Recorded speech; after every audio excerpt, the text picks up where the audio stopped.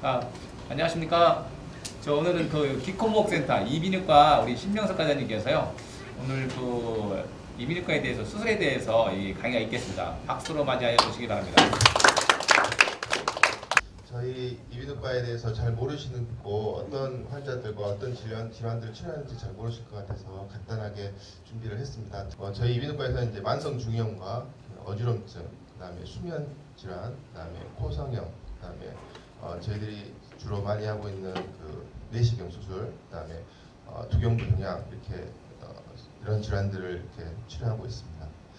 그래서 귀 중에서는 일단은 이제 만성 중이염 중에서는 콜레스테아토마, 진주종성 중이염이라고 하는데요. 그다음에 오스큐로플라스티, 청력 증강 수술, 그다음에 안면신경 질환, 그다음에 종양 이런 것들이 있고요.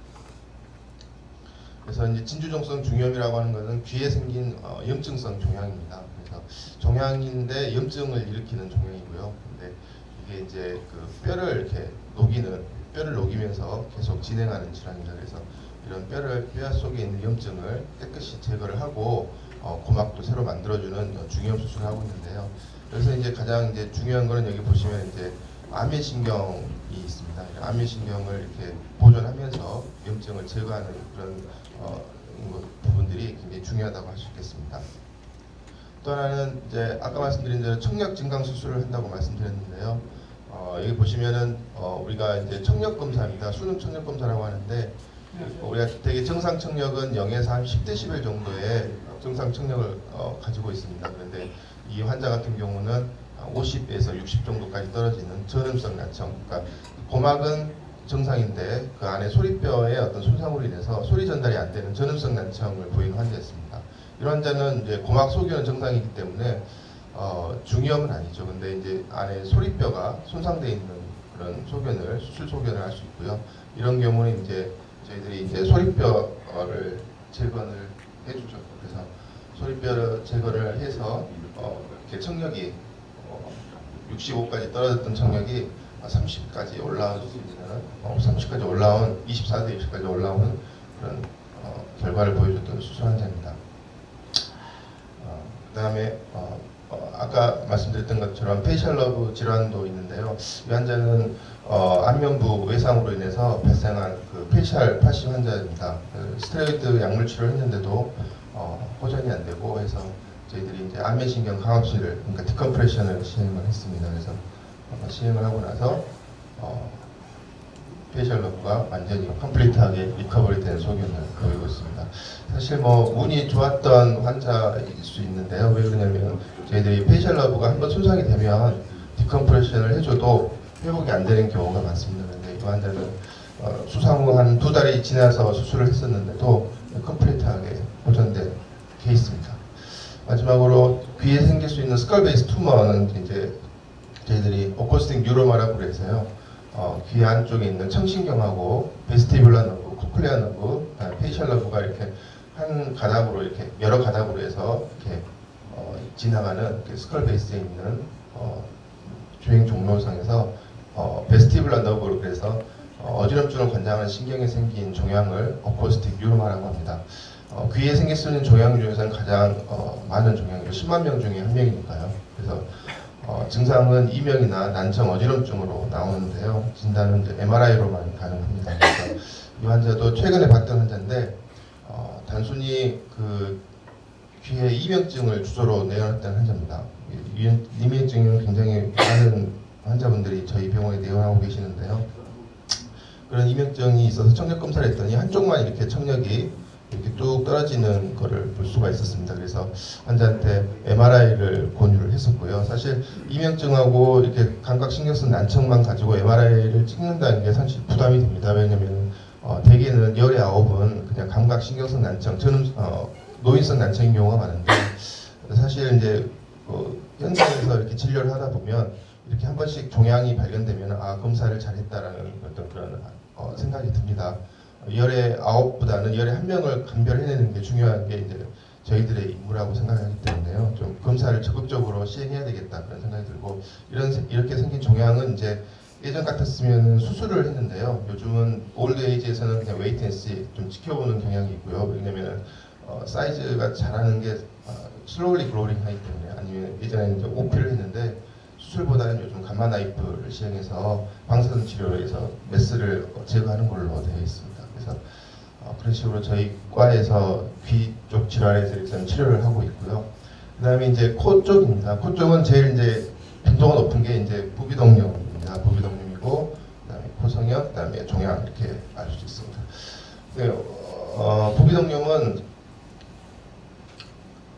사이너스에 생긴 염증이죠. 사이너스 우리가 파라니스 사이너스에 에어가 차 있어야 되는데 이 플루이드가 차 있는 것을 플루이드와 그다음에 네이살 폴립 있는 걸 사이노사이티스 위스 폴립이라고 합니다. 그래서 폴립과 플루이드 염증을 깨끗이 내시경으로 제거를 해주면 아무래도 훨씬 낫겠죠. 그래서 저희들이 일전에 통계를 내봤더니 1년에 한 1000케이스 정도를 하더라고요. 그래서 굉장히 많은 부분을 차지하는 수술인데요. 일단은 좀 재발을 잘한다, 결과가 안 좋다 이런 얘기를 하고 있는데 저희들이 정확한 통계는 한 10명 중에 1명, 그러니까 10%, 그러니까 10명 중에 1명은 좀 리커를 하는 경향이 있습니다. 왜 그러냐면 이런 폴립이나 사이노사이티스가 생기는 어떤 패소제네시스를 아직 의학적으로 완전히 규명이 되지 않은 상태에서 우리가 할 수 있는 것은 역시 폴립을 제거하고 그 안에 있는 퍼스를 제거해주는 게 이제 의사의 역할인데요. 그러면 왜 이게 생기는가 하는 거에 대한 패소제네시스가 완전히 밝혀지지 않았기 때문에 그런 어떤 엘러지라든가 어떤 이뮨 리액션에 의해서 생기는 어떤 문제들에 대해서는 완전히 해결하지 못하고 있습니다. 그런 부분들이 아마 10%에서 재발하지 않나 싶고요. 대개 9분은 열의 9분 이렇게 깨끗하게 힐링이 되고 아무래도 이제 이렇게 있는 환자분들은 코막힘이라든가 그다음에 냄새를 못 맡는다든가 아니면 뒤로 가래가 넘어간다든가 머리가 아픈다든가 여러 가지 증상들이 있을 수 있는데 이렇게 만들어 놓으면 환자들이 굉장히 좋아하십니다.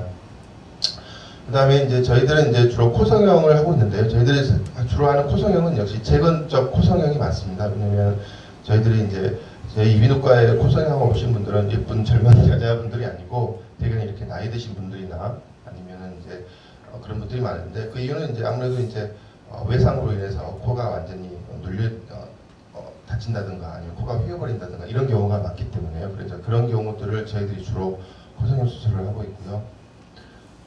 그렇게 이제 코가 휘어진 분들을 이렇게 반듯하게 해드리고 있고요. 그다음에 이제 저희들이 주로 하는 이제 코 속에 있는 종양, 저희들이 이제 네이살 캐비티 캔서 투머라고 하는데요. 여기 보시면 이제 사이너스에 생긴 투머 이렇게 뭐가 큰 덩어리가 있는 거를 이렇게 알 수가 있습니다. 바이옵시에 보면 캔서죠. 본 디스트럭션 소견이 보이고 있고요. 예전에는 와이드하게 익시전을 했습니다. 근데 최근에 이제 엔도스코피로 주로 저희들이 많이 하는 엔도스코피 수술이 가능한가에 대해서 많은 연구들이 있었고 수년 전까지만 해도 이거는 하면 안 된다 엔도스코피로는. 왜냐면은 종양이라는 거는 크게 세이프티 마진을 확보해서 제거를 해야 되는데 엔도스코피로 그렇게는 엔도스코피로는 할 수 없기 때문에 예전에는 하지 말라고 저희 전공의 때는 그렇게 교육을 받았었습니다. 근데 최근에 이제 엔도스코피의 많은 발달과 그다음에 내비게이션 시스템 이런 장비들의 발달로 예전하고 많이 트렌드가 바뀌었습니다. 다른 분야도 마찬가지겠지만 그래서 예전에는 이제 코에 생긴 종양이 있으면 이렇게 크게 열어서 여기에 있는 종양 덩어리를 완전히 다 제거를 했습니다. 그게 불과 한 5년, 10년 전에 이렇게 다 했습니다. 그리고 이제 머리까지 진행한 경우는 이렇게 머리까지 열어서 이렇게 다 많이 드러냈는데요. 문제는 뭐냐면 그런 모탈리티하고 컴플리케이션이 굉장히 많습니다. 그렇게 수술을 하고 나서도 컴플리케이션이 생길 확률이 32% 그렇습니다. 그리고 생존율은 48%, 53% 그러는데 그만큼 환자는 고생하면서 결과는 좋지 않기 때문에 의사들이 이제 계속 고민을 하는 거죠. 어떻게 하면 환자를 더 편하게 해줄 수 있는가를 고민을 하게 되는 거고 이제 그게 이제 나왔던 것이 이제 그 엔도스코피로 제거를 하면 환자의 어떤 모비디티나 모탈리티를 훨씬 떨어질 수 있다는 어떤 그런 연구들이 많이 나왔습니다. 그래서 엔도스코피로 안으로 엔도스코피로 해서 절제하는 것도 유효하다 그런 것들이 이제 최근에 많이 나왔고요. 그래서 이제 서바이벌 레이트도 많이 올라가 있고요. 그래서 예전에는 그 완전히 레디칼하게 이시전했던 것과 그다음에 엔도스코피로 했을 때 어떤 문제점들의 어떤 상충돼 있어서 호불호가 갈렸던 것 같습니다. 그래서 제 경험은 역시 그러면 엔도스코피의 단점을 보완하면서 그다음에 레디칼 이시전의 단점을 보완할 수 있는 컴바인드 어프로치를 하는 게 어떻겠냐, 익스터널 어프로치와 엔도스코피를 같이 하면 어떻겠냐는 게 이제 제 케이스인데요. 환자는 막실레 캔서 환자입니다. 막실레 캔서 환자고 이 환자는 그냥 토탈 맥실렉토미 하는 환자를 그냥 제가 사진 찍어 왔는데 결과입니다. 결과.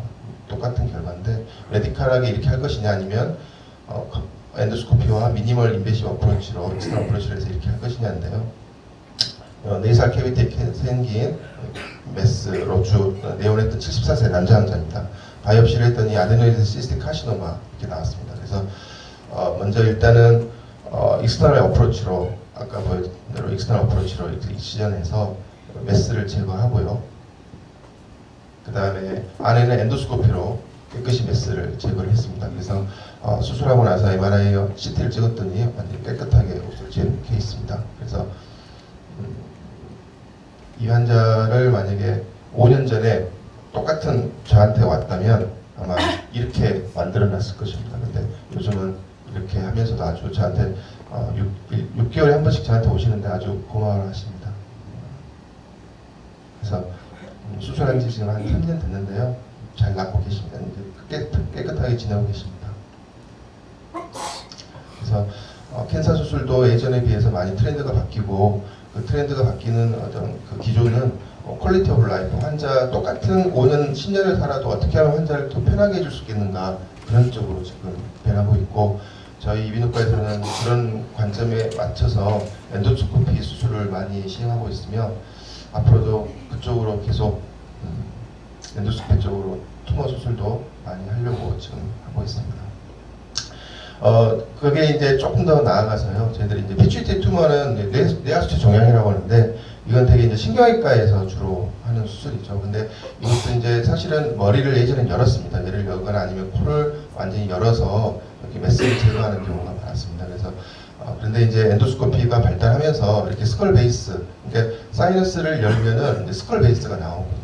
문을 다 열고 나면 마지막 문이 이제 스컬 베이스인데 스컬 베이스를 열면은 이게 스컬 베이스인데 이 스컬 베이스를 열면 이제 브레인이 나옵니다. 그래서 여기 프론탈 로베 투머나 피추이터리 투머나 이런 것들을 그러면은 엔도스코피로 해서 제거해보면 어떻겠는가 이런 것들이 이제 의사들 사이에서 이제 많이 대두가 됐고 그래서 이제 그러면 같이 신경외과랑 같이 코어가 한번 해보자 해서 나온 게 이게 이제 프론탈 사이너스로 들어가는 입구거든요. 여기인데 여기로 들어가면은 월펙트리 투머 같은 종양을 제거할 수 있고요.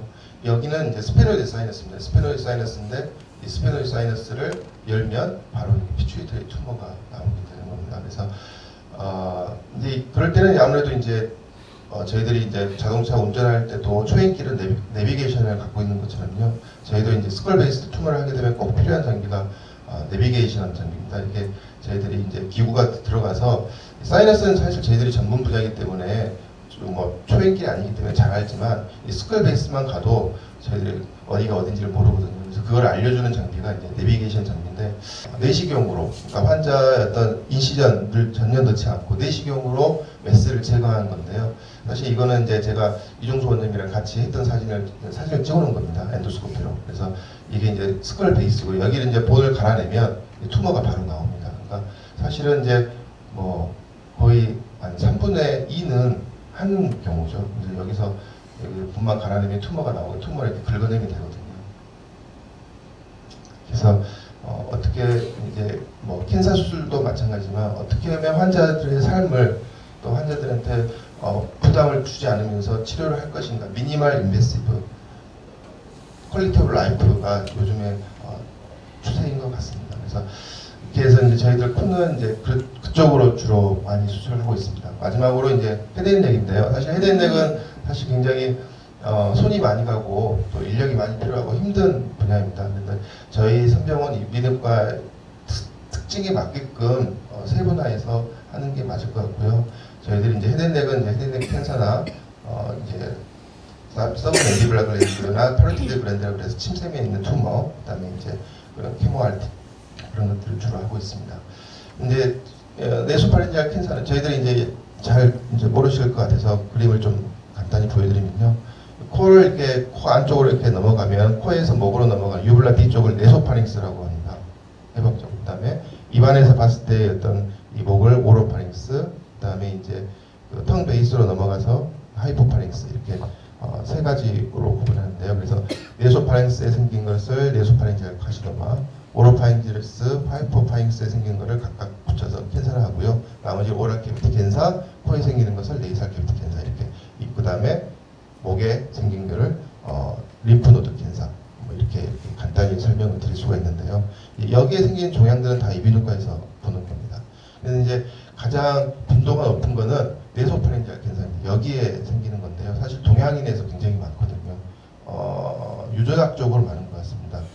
동양인들에 굉장히 많은데 문제가 뭐냐면 이 코 안쪽에 있기 때문에 전혀 증상이 없습니다. 그래서 발견 시에는 굉장히 진단이 그러니까 진행이 어드밴스 스테이지에서 진단된 경우가 많습니다. 왜냐하면 초기에는 사실 확인할 수 있는 게 없거든요. 내시경을 이비인후과 와서 내시경으로 직접 봐야지 볼 수 있지 그 외에는 증상이라든가 물론 다른 암도 속에 있기 때문에 잘 모르겠죠. 초기에 발견되기 어렵겠지만 특히 이런 네소파린지알 캔서 환자는 진단하기 늦습니다. 그래서 결국 이제 엔도스코피를 봐야지 진단이 가능한데요. 저희 이 환자도 좀 개인 병원에서 이렇게 단순 중이염으로 몇 달 동안 계속 그냥 단순 중이염이라고 이렇게 치료를 받았다는 겁니다. 근데 왜 중이염이 있냐면요.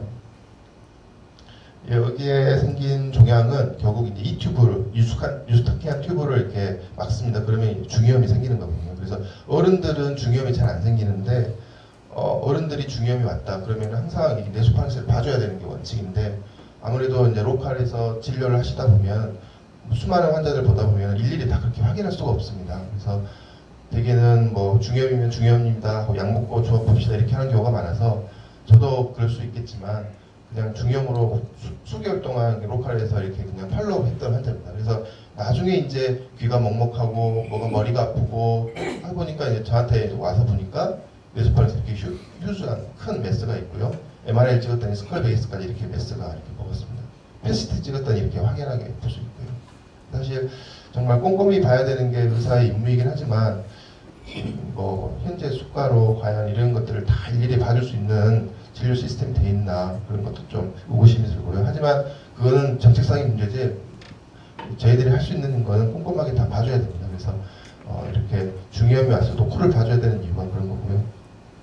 그래서 케모RT를 시행했습니다. 그래서 18세 남자 김재이라는 학생이었는데요. 그래서 케모RT 하고 나서 깨끗하게 좋아졌습니다. 그래서 이런 네소파린지알 캔서 환자는 수술을 할 수가 없습니다. 인오퍼러블한 캔서거든요. 왜냐면 스컬 이쪽 안쪽은 어차피 스컬 베이스고 이렇게 절제를 할 수 없는 부분, 절제하면 안 되거든요. 그래서 케모RT에 대한 반응이 좋고요. 그래서 이 환자는 잘 팔로우 중에 있는 환자입니다. 그리고 그렇죠. 그래서 이렇게 메스가 이렇게 있었는데 케모RT 하고 나서 깨끗이 좋아졌고요. 패시티 상도 완전히 깨끗이 좋아진 것을 확인할 수가 있습니다.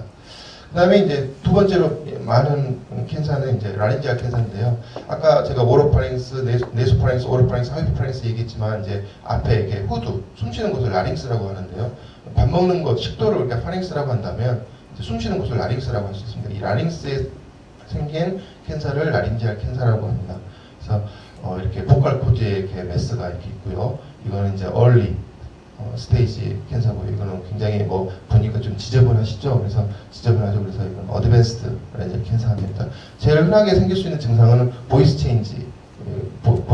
그래서 라린지알 캔서 환자는 사실 이렇게 여기까지 오기 전에 이때 오는 경우가 많습니다. 왜냐면 목소리가 이렇게 목소리가 보이스 체인지가 있으면 바로 병원에 오시니까요. 증상이 얼리하게 얼리 심텀이 있기 때문에 사실은 라린지알 캔서 환자가 훨씬 빈도상으로 많습니다. 근데 이렇게 나오는 경우는 사실 이제 병에 대해서 본인이 무관심해서 이제 그런 경우지 되게 요즘 관심이 많기 때문에 얼리 캔서 환자가 많은데 제가 이렇게 얼리 라린지알 캔서를 이렇게 말씀을 일부러 강조한 이유는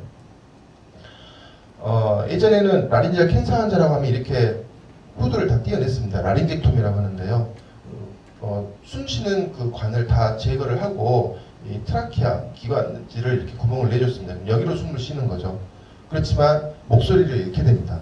그래서 이것도 마찬가지지만 이렇게 해놓으면 환자들은 고마워할 수도 있겠지만 본인이 목소리를 잃기 때문에 그 이후로 살면 굉장히 불행하죠. 그래서 오간 프리저베이션 테라피라고 하는 거는 결국 뭐냐면 라링스를 보존하면서 어떻게 메스를 캔서를 치료할 수 있지 않겠냐, 그런 게 이제 퀄리티 오브 라이프 측면에서 이제 나왔던 것들입니다. 그래서 이전에도 말씀드렸는데 이제 저희 이제 라린지아 캔서는 무조건 수술해야 된다는 게 보편적인 어떤 레셔널레였는데 항암제하고 방사선 치료를 같이 결합해서 했더니 수술과 비교할 때 호두염 환자의 생존율이 거의 같은 것으로 나타났다는 거죠. 그러니까 수술하는 거하고 케모알티 하는 거하고 성적이 같으면 환자는 어떤 걸 선택하겠느냐는 거죠. 그래서 결국은 말을 할 수 있는 케모알티를 선택하고 또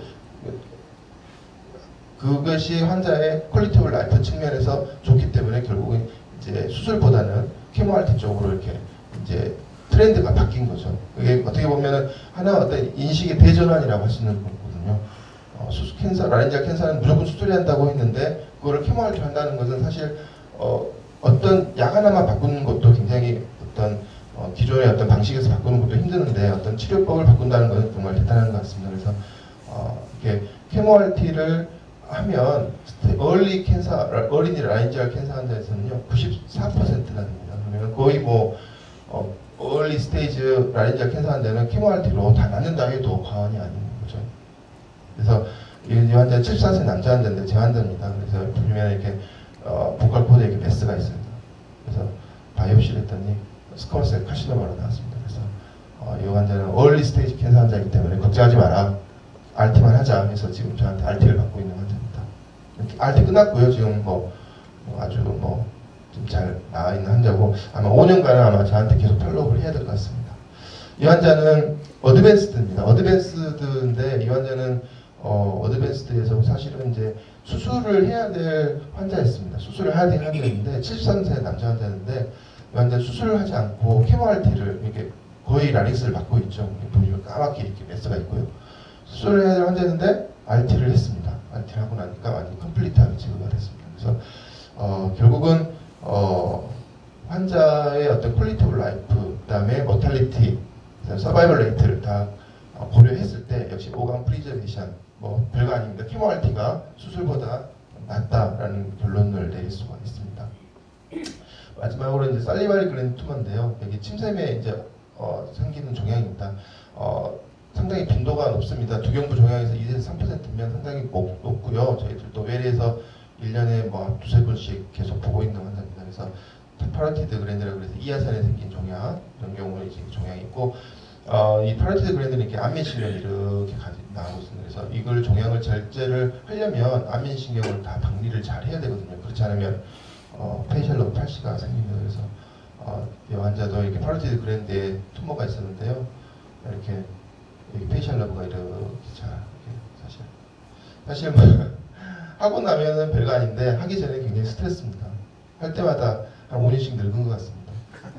하고 나면 좀 또 기분이 좋고요. 그래서 중요한 건 뭐냐면 역시 이제 페이셜 러브를 잘 이렇게 박리를 잘 해서 그 위쪽 파라티드 그랜드를 포함해서 메스를 잘 제거해야지 완치할 수 있다는 그런 개념입니다. 서브맨디블 글랜드는 여기 턱 밑에 있는 침샘인데요. 여기 종양이 있죠. 종양을 이렇게 깨끗이 제거를 하면 여기도 큰 종양이 이렇게 없어요. 이렇게 일만 하고 있는 건 아니고요. 저희도 이렇게 계속 환자들 보면서 많은 데이터를 모이면 이렇게 그 데이터를 모아서 이렇게 연구를 하고 또 세계 학회에서 발표를 하고 있습니다. 그래서 이런 것들이 하나하나 이렇게 저희들이 이제 나가서 이게 선병원이라는 로고를 붙여서 하고 있는데요. 그런 것들이 좀 조금나마 국외 선양에 도움이 되면 될까 좋지 않겠나 해서 이렇게 1년에 한 번씩 하고 있습니다. 이상입니다. 감사합니다.